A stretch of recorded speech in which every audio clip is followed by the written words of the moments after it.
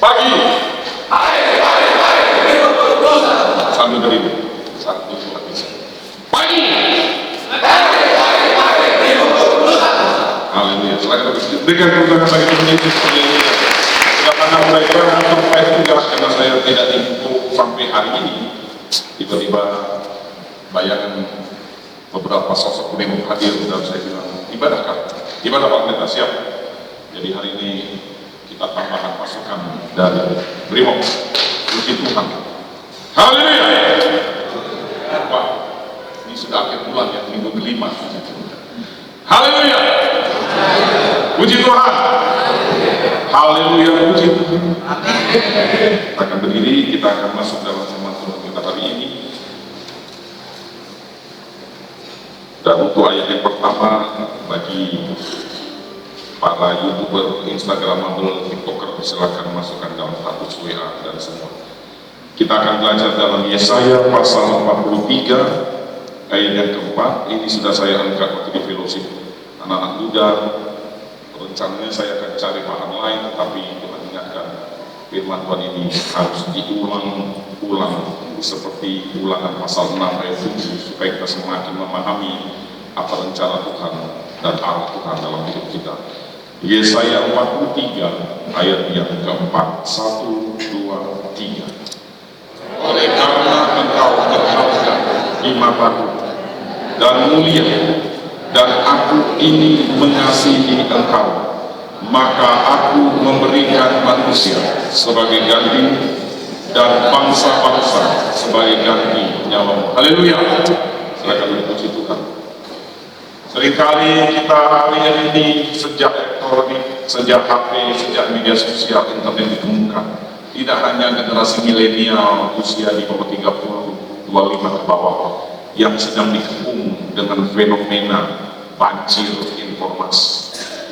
Ayat-ayat khotbah-khotbah 1 menit, 2 menit berseliweran, seolah-olah memenuhi otak kita, memenuhi tangan kita. Bahkan jika kita kepo dengan orang lain, dengan mudah kita akan cari informasi apapun. Seolah-olah nggak usah lagi lah beribadah bersekutu, karena yang dikhotbahkan pun sudah banyak di YouTube. Amin. Tapi bukankah 3 pilar gereja, salah satunya adalah koinonia, persekutuan. Saya tidak bilang teknologi salah, tetapi teknologi bisa membuat kita jauh dari persekutuan. Dan itu dimulai dari rasa enggan. Mulai dari 1 langkah yang biasanya 1000 langkah dikurangi jadi 990 langkah. Kemudian 990 langkah dikurangi lagi jadi 800 langkah. Tanpa sadar, situasional yang kita hadapi sekarang membuat kita mengukur keberhargaan hidup kita karena kata orang. Jujur, kalau kita sudah sering ibadah dalam suatu hari, kalau kita sudah mulai mencoba untuk tidak datang, biasanya minggu depannya lagi ada buah terang dalam batin kita. Datang lagi nggak ya? Hadir nggak ya? Waktu kita nggak hadir, kita langsung ambil pembenaran. Oh, yang lain juga nggak hadir, saya juga nggak hadir dong. Aman-aman saja kok. Bisnis lancar, keluarga aman, semuanya sehat. Oh, berarti boleh makin kendor, makin kendor, makin kendor. Tuhan nggak langsung datang, langsung marah kita. Pendeta lagi nggak mungkin datang ke rumah langsung tarik kaki kita ibadah. Tapi saya akan kupas sebuah fenomena di masa sekarang, dimulai dari ayat ini.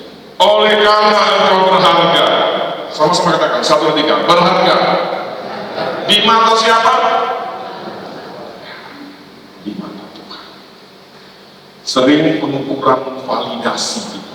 Ini bahasa milenial. Kita sering mencari validasi dari like, jempol kita, dari viewer kita, dari subscribe kita. Ketika kita posting, kita akan mengukur berapa yang kasih hati yang mana merah di IG, di TikTok atau di WA. Waktu kita posting sesuatu yang menurut kita membanggakan, kita lihat, wah, nggak ada yang view-nya sedikit banget, cuma 30. Tapi ketika kita posting sesuatu yang wow, yang viewernya sampai 500, yes, aku berharga. Ketika kita komen, tiba-tiba nggak ada yang balas repost kita merasa, ya ada yang salah dengan hidup. Dengan mudah kita merasa tidak cukup berharga. Dengan mudah fenomena ini tanpa kita sadari sedang terjadi hari-hari ini. Kita mencari validasi, itu bahasa milenial, Gen Z, Gen A. Gak apa-apa, orang tua harus belajar. Kita mencari pengakuan dari orang lain lewat like, lewat view, lewat love, lewat komen. Ketika dulu Facebook ada istilah dislike, tidak suka. Mungkin ada yang komplain ke pusat Facebook di Amerika, tanda tidak suka dihilangin. Dulu Facebook tahun 2000-an itu ada tanda tidak suka. Kita posting sesuatu yang like-nya 300, yang tidak sukanya 500. Bunuh diri. Bunuh diri orang hanya gara-gara like, dislike, berarti tidak disukai.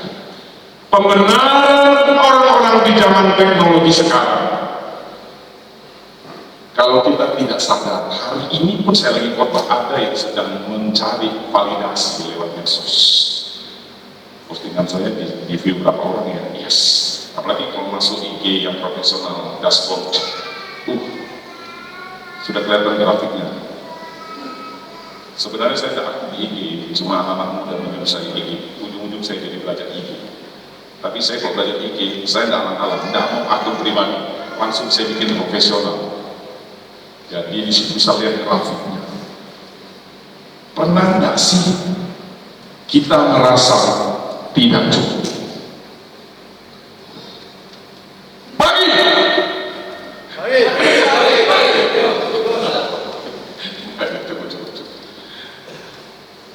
Pernah nggak kita merasa tidak cukup dalam hari-hari kita?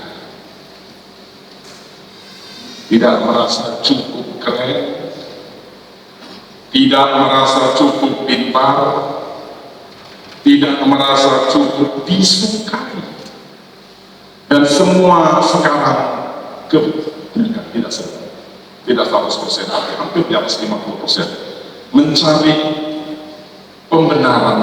Bahasa keren sekarang, bahasa milenial, harus Bapak Ibu harus belajar, karena saya juga belajar bahasa milenial, Gen Z, Gen A. Tahun depan bayi yang lahir 2026 akan masuk generasi beta. Itu generasi AI, superkomputer, robotika, dan semua hal bisa didapat dari teknologi. Bahkan ini tidak perlu lagi, karena ini sudah ditanam di sini, tinggal hologram. Bahkan yang hamba Tuhan minggu lalu bilang ini masih kurang modern, ada videotron. Sekarang dapat videotron yang kaku, videotron yang pakai lembaran. Banyak berseliweran itu di TV. Saya jadi tertarik itu, bisa tempel di sini, bisa tempel di kaca. Memang persis kayak videotron dari Tiongkok. Teknologi kita bekerja 5 menit, teknologi baru muncul. Sama seperti kita kalau sering ngafe di Pontianak, kita nggak ngafe 1 minggu, tiba-tiba di galinya ada muncul kafe, ada muncul warung kopi. Cuma lihat aja dari IG, ya ampun, ada baru lagi. Nah, gara-gara lihat, apa yang terjadi Bapak Ibu sama kita? Kepingin. Amin. Jadi kita merasa tidak cukup kalau kita tidak ikut. Bahasa kerennya sekarang apa? FOMO, fear of missing out. Anak-anak muda pasti tahu ini. Kayaknya nggak sah kalau saya nggak hadir di tempat itu. Kayaknya nggak sah kalau saya nggak ikut tren ini, sehingga rasa berharga hidup kita ditentukan orang. Saya jadi ini kepada kalian. Kayaknya kurang dingin kok. Ya doakanlah dan berikanlah. Jangan cuma doa dan doa itu asik-asik. Kayaknya lighting kita kurang canggih om. Ya doakanlah nomor 1 dan doikanlah. Kayaknya video Tuhan kita harus. Iya, saya juga bergumul, tapi saya harus mengelola anggaran gereja. Saya dan bendahara selalu setiap waktu mengelola anggaran gereja, karena pemasukan kita dari kas, Bapak Ibu bisa baca setiap waktu di mata. Dan kalau saya tidak hati-hati, saya bisa masuk dalam golongan orang-orang yang saya sebut tadi, merasa tidak cukup. Sehingga kalau kita merasa tidak cukup, bahaya yang terjadi apa dalam hidup kita? Yang sudah putih, lihat yang agak gelap, aduh, saya harus buka baju ini, harus jemur di pantai Bali supaya ditenin, supaya jadi gelap. Kayaknya keren deh kalau yang gelap. Yang gelap, lihat yang putih, kayaknya air laksanya kurang banyak, harus ditambah air laksa supaya jadi putih. Yang langsing, lihat yang langsung, kayaknya saya harus makan banyak ini. Kenapa saya langsing? Aku tidak cukup merasa dihargai. Yang sudah langsang, melihat langsing, saya harus olahraga ini, minum suplemen, steroid. Yang kayak lidi, melihat yang kayak adogai, aku harus nge-gym. Hari-hari kita dipenuhi dengan perbandingan dan contoh-contoh yang membuat kita merasa tidak cukup. Kita selalu merasa tidak cukup. Buka Instagram, lihat teman-teman tampil sempurna, ingin jalan-jalan, tawarkan, siapa tahu Tuhan izinkan, kita akan melihat Allah di Finlandia. Haleluya. Sukses, kita pingin, kok saya belum sukses ya. Saya cuma punya motor Jupiter, pingin lihat yang motornya F1, yang sudah MotoGP, dia lihat sudah mobilnya Innova Vivo, yang sudah Innova Vivo melihat kok sudah Mercedes-Benz, yang Mercedes-Benz lihat sudah Ferrari. Nggak cukup. Apa yang terjadi kalau kita merasa nggak cukup? Doa kita selalu 100% ya, 100% doa kita. Minta, minta, minta. Dan ketika kita sampai pada suatu titik, Tuhan lambat menjawab, kita akan bilang begini, kok orang itu baru saja bertobat, kok diberkati, sedangkan aku sudah puluhan tahun melayani di gereja, hidupku begini-begini saja. Tuhan, kau tidak hadir. Yang jomblo pingin kapan aku punya pasangan, yang sudah punya pasangan sampai berkarat pingin jadi sendirian, bising aku di rumah karena omelin istri aku, pening malah enak sendiri kali jalan di kafe, tidak ada yang telepon. Pulang kapan Pak? Karena saya itu gitu udah malam sedikit, apalagi kalau mampir di pakai. Aduh, pulang kapan Pak? Ada seberjepit. Enak waktu masih single ya, nggak ada yang ngejar-ngejar suruh pulang. Kalau saya lanjutkan ini mungkin sampai 1 hari tidak selesai. Semuanya berawal dari selalu merasa tidak cukup. Bahkan saya pernah baca sebuah podcast bagus dari seorang hamba Tuhan. Kita seringkali dibenturkan dengan teologi. Kalau orang-orang yang pihak sebelah kanan ada namanya teologi kemakmuran. Jika engkau ikut Tuhan, engkau kaya raya, makmur, tidak pernah sakit. Kalau engkau sakit, miskin, itu kutuk, bertobat. Itu teologi kemakmuran. Ekstrim kan yang terlalu ekstrim. Ada yang ekstrim kiri, ikut Tuhan harus menderita. Pikul saya. Kalau tidak menderita, kalau tidak menangis, kalau tidak susah payah, engkau belum beriman.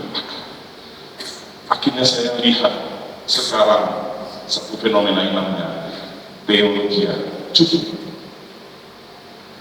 Tidak terlalu ekstrim yang merajakan sebuah kelebihan, dan tidak terlalu ekstrim yang merajakan sebuah penderitaan dan kekurangan. Dan itu disebut teologi cukup, asalkan ada makanan dan pakaian. Cukuplah. Ada kan ayatnya? Ibadah yang disertai dengan rasa. Kalau ulangi Bapak Ibu, seperti tidak? Ibadah yang disertai dengan rasa cukup, memberi keuntungan yang besar. Berarti kalau ibadah cukup, kita puas dengan mensyukuri apa yang ada. Mau lihat IG, TikTok, YouTube, Reels, Short, apalah, kita hanya melihat saya di mata Tuhan berharga. Sama-sama katakan, saya di mata Tuhan berharga. bukan cuma berharga, mulia, bukan cuma mulia, Tuhan mengasihi kita. Terserah dunia benci kita karena kita ikut Tuhan. Terserah mungkin keluarga kita mencibir kita karena kita mencoba untuk hidup kudus. Zaman sekarang kudus, Pak Ibu. Zaman sekarang jujur, mati. Terserah apa kata orang. Bukankah kita lebih mengandalkan untuk menyenangkan hati orang? Saya tekankan hari ini, siapakah manusia sempurna di bumi ini yang pernah kita kenal? Tak pernah salah sebiji pun, selalu berbuat baik. Siapa dia? Yesus Kristus. Amin. Sebut namanya, Yesus Kristus. Saya mau tanya, adakah yang membenci Yesus? Adakah yang membenci Yesus? Banyak. Berarti Yesus tidak sempurna ya? Dia sempurna. Dan dia mengajarkan kita keberhargaan hidup kita bukan karena pencapaian. Seringkali kita minta dipuji orang, mungkin saya dulu pernah kalau beli motor baru atau beli baju baru atau beli sendal swallow jepit baru, saya tidak tahu ngomong terlalu ya. Ih, sendal swallow baru banget, panjang, iya. Satu hari dia mujinya, besok dia akan muji lagi. Apakah teman kita ketemu tiap hari, ih sepatunya bagus Tania, terus besok ketemu lagi, ih Tania bagus. Enggak, paling banyak muji 2 kali. Selebihnya kita yang ngurus kredit untuk bayar cicilan. Susah kalau saya dan kita hidup karena berdasarkan validasi. Validasi itu bahasa milenial, kepengakuan orang, sehingga saya bisa mulai bergerak dan mulai diakui, dipuji, dan dicoba. Tapi firman Tuhan hari ini mengingatkan saya dan kita semua.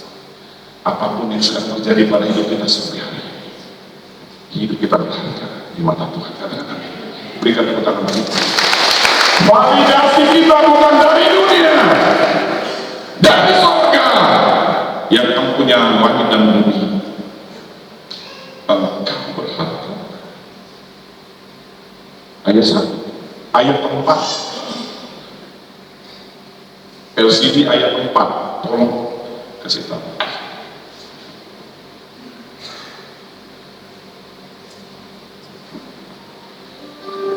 Ayat 4 LCD, Yesaya 43 ayat 4. Sama-sama kita baca 1, 2, 3.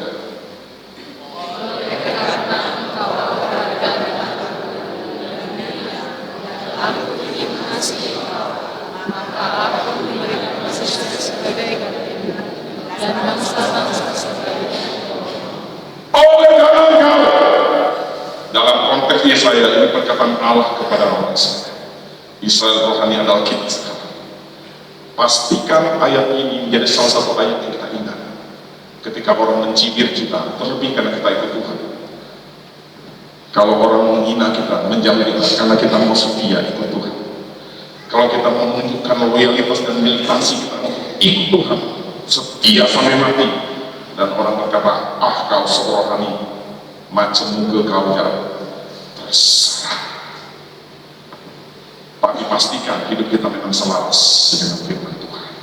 Bukan kita sengaja berbuat dosa, lalu kita dihina orang, lalu kita bilang pikul salah EDW, curi mangga, dipukul, dilempar paku sama orang satu RT, bengkak-bengkak, ditangkap sama 5 orang 20 ini, lalu kita bersaksi di gereja, kemarin saya pikul sangkal diri. Weh, mereka bilang, kamu curi mangga, pikul saya apa? Ada tabur, ada tuai. Kau menabur dosa, kau menuai dosa. Kau menabur pelanggaran secara mantul hukum positif, kau harus diproses secara di kamar, walaupun kita sendiri. Kadang-kadang kita bisa overthinking. Bapak Ibu, siap-siap ini bahasa-bahasa milenial. Kalau tidak ngerti tanya sama anak muda. Overthinking pasti tahu ya, berpikir terlalu lebih. Ada taruh di kiri, ini air ini yang dikasih sama Pak Pendeta. Udah berapa lama ya? Atau jangan-jangan pernah dikencingin tikus. Nanti seperti di YouTube katanya pernah orang minum ini sakit lalu mati, dicek lagi, diambil, dibawa ke lab. Kan betul kan ada kuman, ada bakteri. Melakukan sesuatu overthinking. Jangan-jangan makan pakai overthinking. Jangan-jangan di babinya ada cacing. Lalu kita bawa mikroskop dari beli di Shopee, mikroskop elektron. Ini ada dokter ini. Semua bahan dari pasar dicek kandungan kimianya.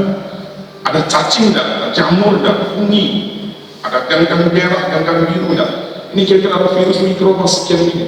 Kandungan mineral anorganik kimiawi seperti semua hal yang sangat biasa karena orang overthinking bisa dijadikan bahan untuk stres. Bahkan orang yang overthinking seringkali merasa dirinya tak berguna. Ketika orang lupa menyapa dia, apa kabar? Perasaan berharga yang benar datang dari validasi Tuhan. Perasaan dikasihi yang tepat, apapun kata dunia, Tuhan mengasihi kita. Bukan Pak Pendeta yang ngomong.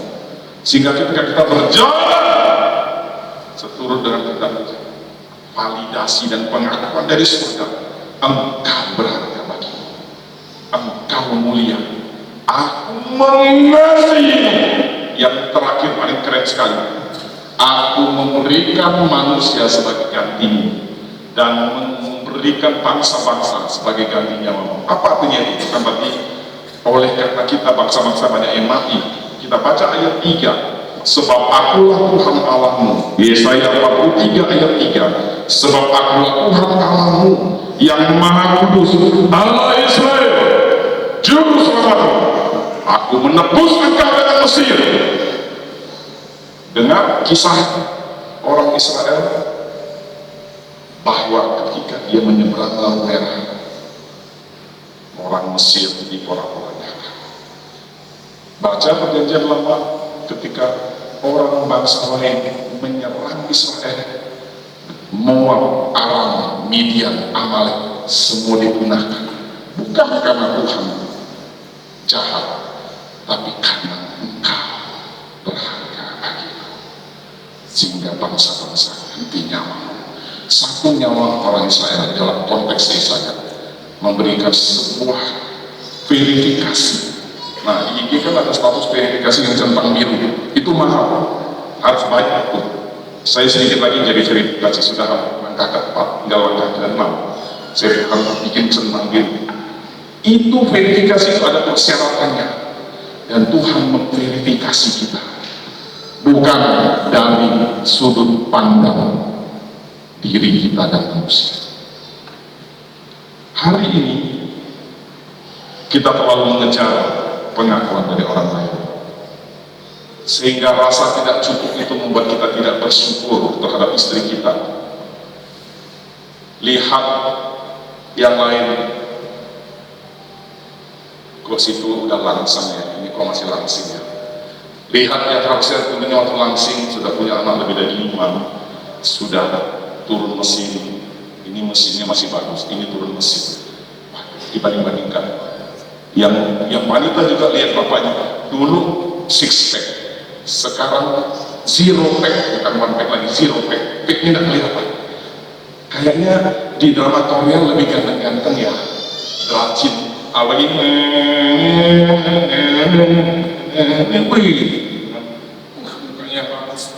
pakai filter, jangan lupa mereka pakai filter ya.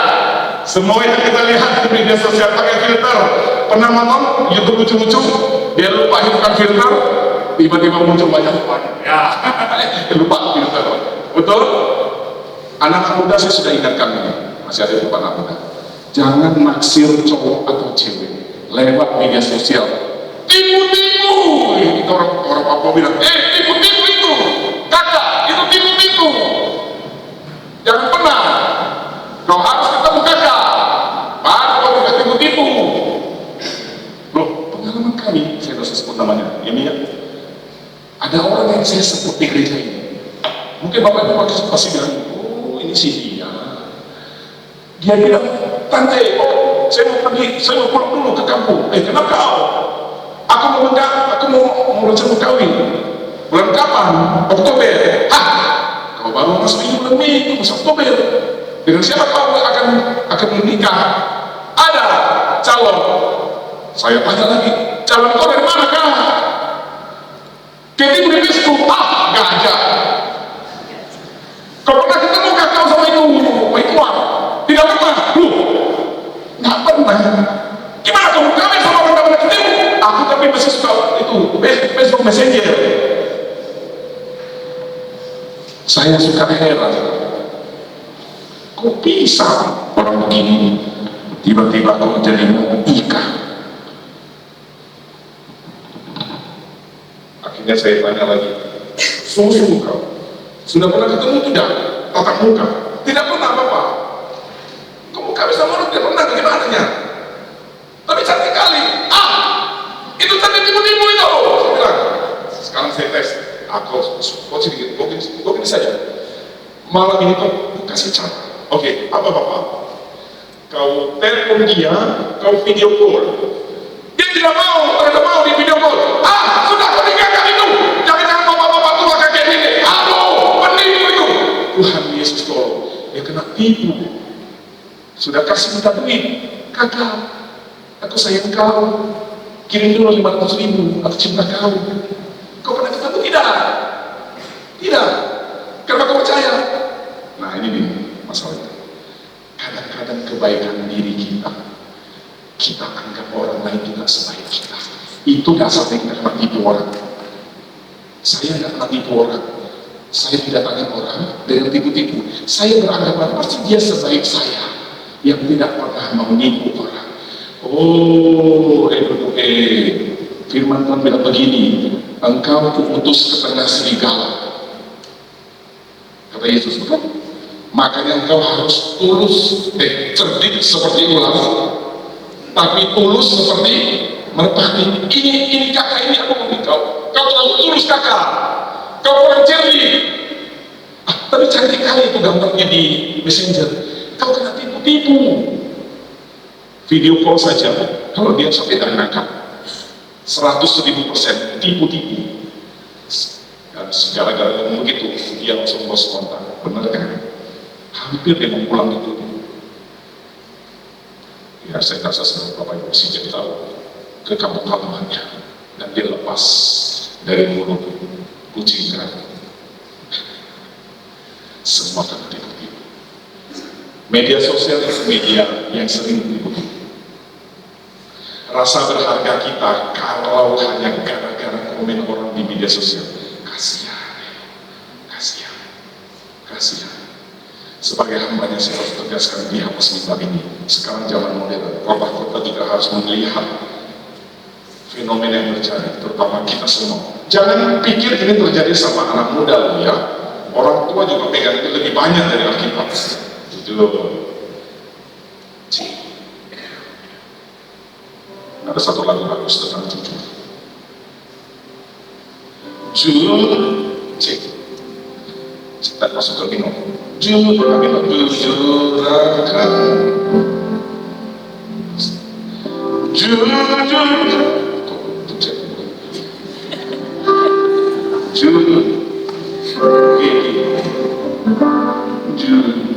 jujur kadang ku tak sanggup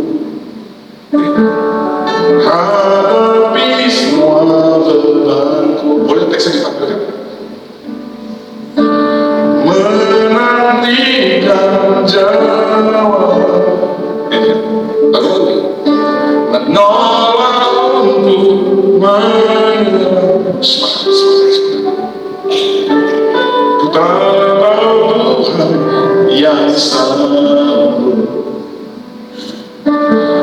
menolong dalam sesat.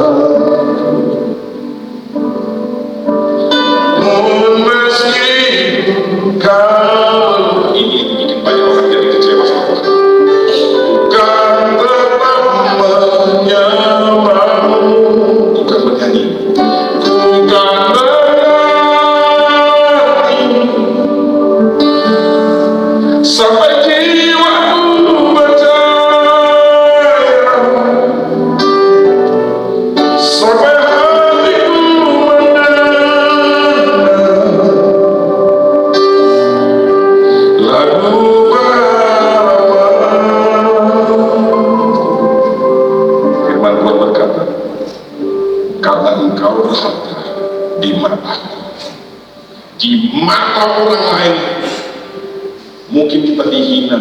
dilecehkan, tidak diangkat, terserah. Yang penting jangan sampai kita tidak dianggap harga oleh Tuhan.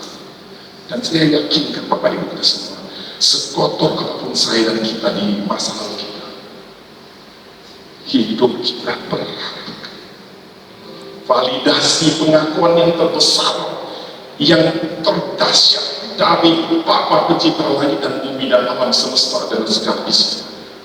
Status pencapaian kita, isi dompet ini, siapa Anda sekarang dan saya. Bagaimana gereja ini sekarang mungkin kalau kita bandingkan dengan yang lebih dahsyat di luar sana, saya akan merasa kurang, dan isi doa saya hanya begini, Tuhan sampai kapan aku mendengar doaku ya Tuhan? Sudah berapa lama lagi aku meneteskan air mata dalam masa kata ini? Berapa lama lagi ya Tuhan aku harus meneteskan air mataku melihat orang-orang lain lebih beruntung daripadaku? Daud sempat iri sama orang berdosa. Ketika aku melihat orang yang berdosa, mereka lebih gemuk, tangguh, nampaknya seperti berkati. Sedangkan aku banyak dengan kesusahan, perjuangan, padahal aku harus setia ikut Tuhan. Kalau aku melihat yang lain, nampaknya lebih keren, lebih canggih, lebih dahsyat, lebih diberkati.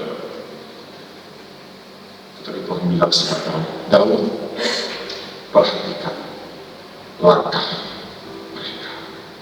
Mereka memang sepertinya gemuk dan debu, tapi mereka berjalan di atas lantai yang licin, sesaat terjatuh dan hancur binasa. Ada firman berkata, orang berdosa ditugaskan mengumpulkan harta dan diberikan kepada orang-orang benar. Jadi pilihan kita cuma dua, mau jadi orang benar atau menjadi orang berdosa. Para anak muda, perjuanganmu masih panjang. Perhatikan di mana kalian berada. Kalian membawa nama Yesus di tengah-tengah krokodil. Katakan amin. Tiga kali amin. Amin, amin, amin. Satu, tiga kali. Amin, amin, amin. Semangat saya. Baru datang, jangan saya semangat lagi. Dan kau berharga di mata Tuhan. Bukan cuma berharga. Engkau mulia, bukan cuma mulia. Engkau aku kasih, bukan cuma dikasih Tuhan. Nyawamu sebanding dengan bangsa-bangsa. Saya ulangi, nyawa kita sebanding dengan bangsa-bangsa. Mau apa lagi kita? Mau komplain apa lagi sama Tuhan? Mau nagih apa lagi kita sama Tuhan? Mau ngomel apa lagi sama Tuhan? Bahkan Yesus bisa berkata di depan kita sekarang, bahkan aku mengorbankan hidupku di salib Golgota untuk menebus. Kurang mahal apalagi nyawa kita di hadapan Tuhan. Apakah kita harus menukar kemuliaan yang dari Tuhan dengan dunia yang sebentar? Kita tinggalkan semua kebaikan dari Tuhan untuk mengejar kesenjangan harta benda, pangkat jabatan. Saya terlalu banyak dengar ada orang-orang Kristen dipersulit naik pangkat. Dalam beberapa bulan terakhir ini saya selalu kumpul orang-orang yang begitu. Dan ketika dia sama-sama Tuhan, dia bilang, Pak Pendeta doakan saya. Kenapa? Saya harusnya sudah masuk ke bagian pangkat ini, jabatan ini di sini. Tapi karena saya punya KTP agamanya K, bukan agama saya K berarti uang. Kawan saya di sebelah sana atau kita dipersulit. Saya bilang, kalau Tuhan sudah membuka jalan, tidak ada kekalahan manapun yang bisa menutup. Amin. Tepuk tangan bagi Tuhan Yesus. Kalau Tuhan tidak berkenan dengan jalan seseorang, kita mau jungkir balik dari apapun, tetap jalan tidak terbuka. Bahkan Amsal berkata dengan tegas, jika Tuhan berkenan terhadap jalan hidup kita, musuhnya pun didamaikan oleh Tuhan. Kita tidak menghamba diri dengan musuh kita, mencium kakinya, tapi Tuhan sendiri yang mengubahkan hatinya untuk berdamai dengan kita. Dan kita harus menjaga hati kita. Doakanlah orang-orang yang masih membencimu sampai hari ini. Sebut namanya dengan penuh kasih. Berkati dia dan seluruh keturunannya diberkati. Saya terlalu yakin Yesus mengalahkan setan tidak pakai silat, tidak pakai kata-kata dari bahasa asing. Dia hanya bilang gini, ada tertulis, engkau harus menyembah Tuhan Allah. Dibawa dalam percobaan didukung oleh Allah, jatuhkanlah dirimu. Dia sebutkan langsung, ada tertulis, jangan mencobai Tuhan Allah. Dia sebutkan lagi setan dibawa lagi, aku akan berikan semua kekayaan dunia. Ada tertulis. Hari ini, saya sebelum akhiri, problem kita itu juga bagi saya ini perjuangan. Saya tidak bilang ini mudah. Lebih banyak scrolling yang bukan firman Tuhan daripada scrolling tentang firman Tuhan. Bapak Ibu dosa angkat tangan, adik-adik semua dosa angkat tangan, cukup angkat tangan di depan Tuhan dan berubah. Berapa persen waktu kita scrolling medsos, hal-hal lain, kepoin orang punya masalah, kutub utara meleleh kita lebih hafal daripada Mazmur 23 ayat 1. Siapa nama-nama 12 murid Yesus? Tidak hafal, tapi kutub selatan meleleh dengan kecepatan sekian kilometer, rudal Iran ada 50, ICB misil, Kamboja perang sama Thailand, kita lebih baca daripada baca kisah Petrus tenggelam karena dia tidak percaya. Hai engkau Petrus yang kurang percaya kepada Yesus, mengapa kau tidak percaya kepada Allah? Persoalan orang Kristen sekarang bukan tidak percaya, hanya kurang. Yesus butuh 100%, kita kasih hanya 90%. Kurang. Dunia bilang begini, gak apa-apa itu Tuhan, gak usah terlalu militan, gak usah terlalu rajin ibadah, gak apa-apa. Tuhan sayang kau. Itu kadang saya, Tuhan sayang kau, jadi biasa-biasa saja ikut Tuhan, gak usah militan. Ketika kita biasa-biasa saja, pertahanan kita sudah mulai kendor. Dan ingat, musuh yang paling cerdik adalah musuh yang datang seperti teman. Pernah dengar kisah Sparta Yunani dan kuda Trojan? Betul? Dia pasang kuda Trojan masuk di dalam benteng. Dia berlagak seperti begini, ini hadiah dari raja untuk raja kalian. Padahal kuda Trojan itu sebesar rumah ini. Mereka lengah, mereka pikir yes, aku menang, dia lengah, dia merasa dihargai dunia, padahal Tuhan lihat engkau sudah jauh dari pendakwaan aku. Lalu Trojan masuk dalam benteng, mereka tidur. Apa arti tidur? Mereka anggap semua aman-aman saja. Aku jarang ibadah, jarang baca firman Tuhan, jarang berdoa, jarang menyembah, bangun Tuhan, kok hidupku biasa-biasa saja. Oke saja, kuda Trojan udah mulai masuk. Kita tutup benteng dari dalam, dan kita tidak jaga Trojan, patung kuda besar itu. Dan mereka tunggu waktu yang tepat, di mana tuan rumahnya dari benteng ini. Semua pada tidur. Lalu kuda Trojan membuka pintu, keluar pasukan bersenjata, dia bunuh semua dan hancur. Musuh terbesar orang Kristen bukan iblis. Dalam nama Yesus, musuh terbesar orang percaya ini daging, dan daging ini nempel sama kita, muncul dalam mulut kita. Apa Tuhan? Dia kecil, sampai filler itu keluar. Yang harus dibikin tipis jadi tebal. Karena ini Tuhan udah ngomongin apa Tuhan? Tuhan kalau pakai teropong dari surga, disum pasang sini, kaget kan kalau lama, disum dari surga. Ini disumnya lucu-lucu loh, Bapak Ibu. Ini kameranya lucu-lucu. Coba saya menikmati sendiri aja. Bukan bersorak, maksudnya ya, dalam nama Yesus, iblis dikalahkan.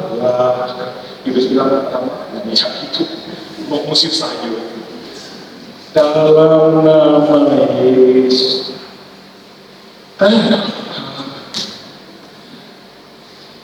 Bapak Ibu, saya mau mengingatkan kita lebih suka FOMO. kita lebih suka flexing. Bahkan kadang-kadang kita ghosting dari ibadah. Tahu ghosting? Menghilang. Kalau ditanya gimana? Baik-baik saja. Tapi yang tahu kita tidak baik-baik saja dalam diri kita dan Tuhan. Sampai suatu saat saya mendapat WA, saya sudah sampai tingkat burnout yang paling parah.